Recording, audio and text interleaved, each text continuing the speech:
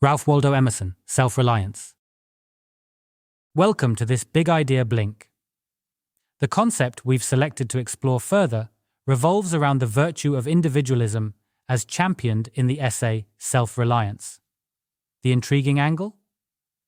Emerson's radical stance in the 19th century, advocating for individual judgment and self-reliance in an era that emphasized societal acquiescence. Celebrating individuality over conformity. Imagine living in a world where your independent thoughts and ideas are not just recognized, but celebrated. Now, imagine how revolutionary this must have felt in the 19th century. That's precisely the perspective Ralph Waldo Emerson advocated for in his essay, Self-Reliance. The essay is a profound work that underscores the essence of one's individuality, arguing that personal strength and contentment come from within, not from external sources or validation. It's about finding your own path, your own meaning, rather than living by others' definitions or expectations. Ralph Waldo Emerson urges readers to trust not in traditions, trusted guidance, or commonly held beliefs, but in their intuition, their unique thoughts, and personal experiences. Emphasizing on the vitality of independence, Emerson urges to step away from the confines of society's norms and expectations, and instead to trust our instincts, rely on our judgment, and embrace our unique ideas. Society often tends to suppress uniqueness and enforces conformity. However, Emerson firmly advocates against it, propelling individuals to buck the trend and be their honest selves. The crux of this essay centers on a simple yet powerful belief: that individuals have the innate ability to shape their lives according to their will, strive for what they believe in, and should not be swayed by societal opinions. Emerson insists that each person carries the potential to be a genius if they look within themselves and trust their intuition, rather than trying to replicate the achievements or reflect the brilliance of others. The process of self-discovering and self-acknowledging one's individuality is beautifully penned down in Emerson's essay, where he provides a roadmap to navigate life through introspection and reflection. The real strength and satisfaction in life, he argues, lies not in mirroring societal norms and accepted truths, but in crafting your unique narrative and writing your own truth. Troubled by traditions that discourage original thought, Emerson condemns conformity, reminding us that society everywhere is in a conspiracy against the individuality of every one of its members. Throughout the essay, Emerson provides a compelling argument for personal authenticity. He insists that each person must live in the present and place complete trust in their capabilities and judgments.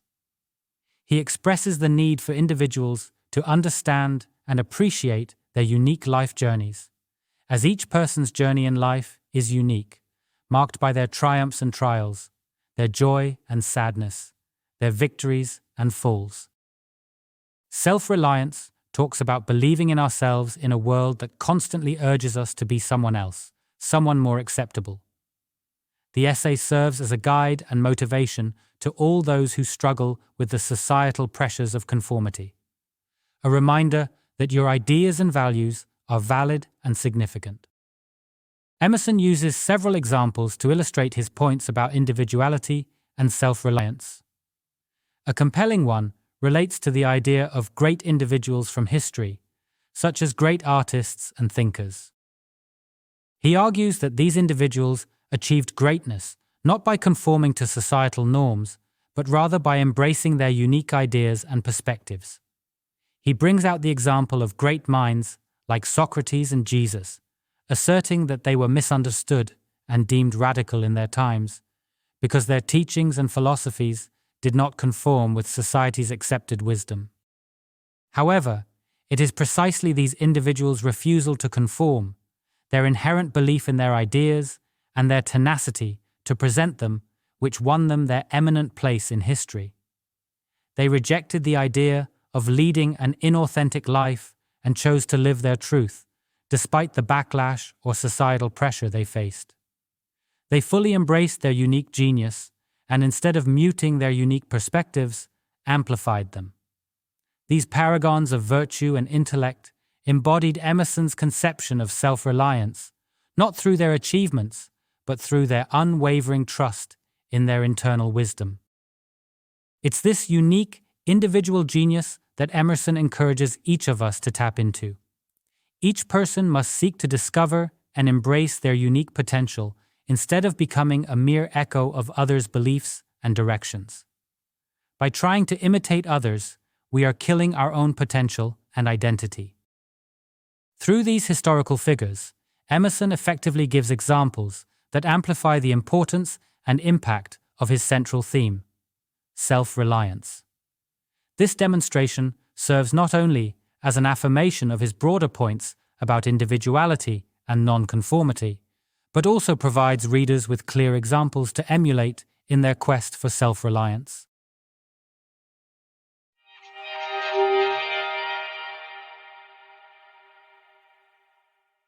According to Emerson, it's far better to be misunderstood and be true to oneself than to conform to societal expectations.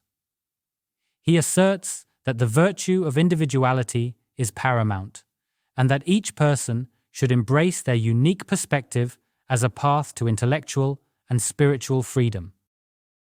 Emerson goes on to make a compelling case against societal pressure to conform, arguing that it hinders intellectual growth and authentic self-expression.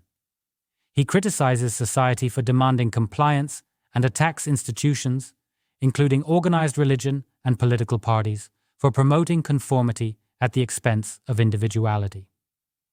For Emerson, societal pressure is little more than a deterrent to self-growth and self-discovery.